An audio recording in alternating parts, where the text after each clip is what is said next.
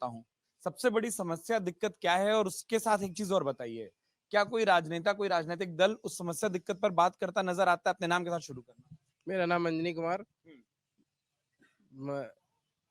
Vacancy को लेकर हमेशा मतलब सभी लड़के जो है मार खाते रहते हैं।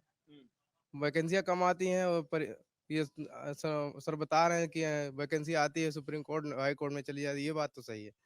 हमेशा भी यही होता है। तो वैकेंसी को लेकर दिक्कत क्या है कि आप लोगों को क्या लगता है? नहीं आती है वो दिक्कत है?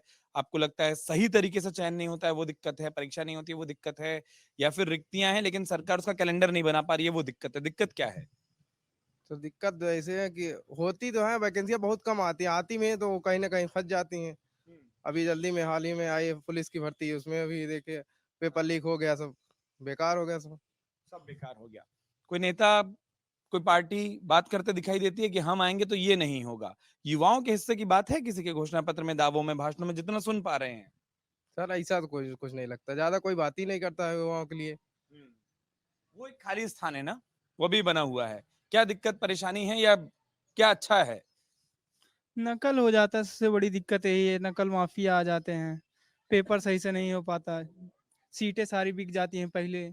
जो पढ़ने वाले वो पीछे रह जाते हैं, जो नहीं पढ़ते वो आगे बढ़ जाते हैं। अब हम यूपी पुलिस का पेपर दिए थे, उसमें नकल हो गया। हम लोग 105 क्वेश्चन तक गए, जिनको चीट मिल गया 135 145, हम लोग पीछे रह गए।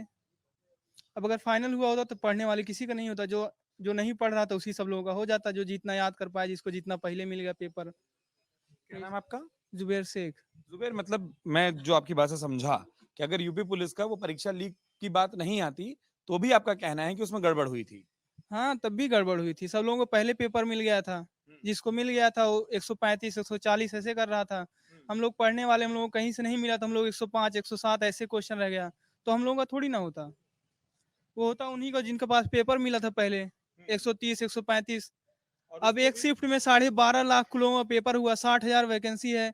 अगर एक शिफ्ट का पेपर भी नकल हुआ, तभी तो पूरी वैकेंसी चली गई 60,000 उसी में।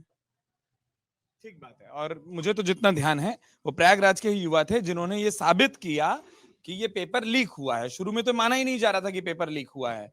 ठीक बात है। अनशन किए गए, हाँ बहुत सारे जो है इसके लिए प्रयास किए गए, लोकसभा आयोग पर धरना प्रदर्शन किया गया, जगह जगह कितनी तोड़फोड़ हुई, लड़ाई झगड़े हुए, उस मुद्दे को रखा गया।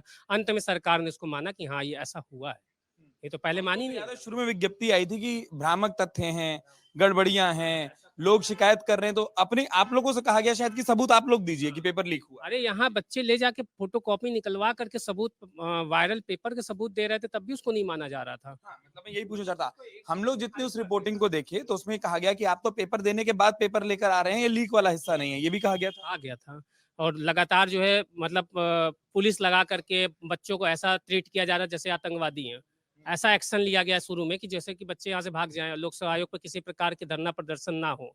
लेकिन अंत में बच्चों का, युवाओं का ताकत उनको नजर आया, उनको लगा कि नहीं इससे हानि हो सकती है आने वाले चुनाव में या आने वाले राजनीतिक कैरियर में। इसीलिए उन्होंने क्या किया, इसको फिर से जांच बैठाई और फिर से देखा। अंत में उन्होंने इसको अगर आप ये वीडियो YouTube पर देख रहे हैं तो हमारे चैनल को सब्सक्राइब करें और बेल आइकन को दबाना ना भूलें। अगर आप Facebook पर ये वीडियो देख रहे हैं तो हमारे पेज को लाइक करें।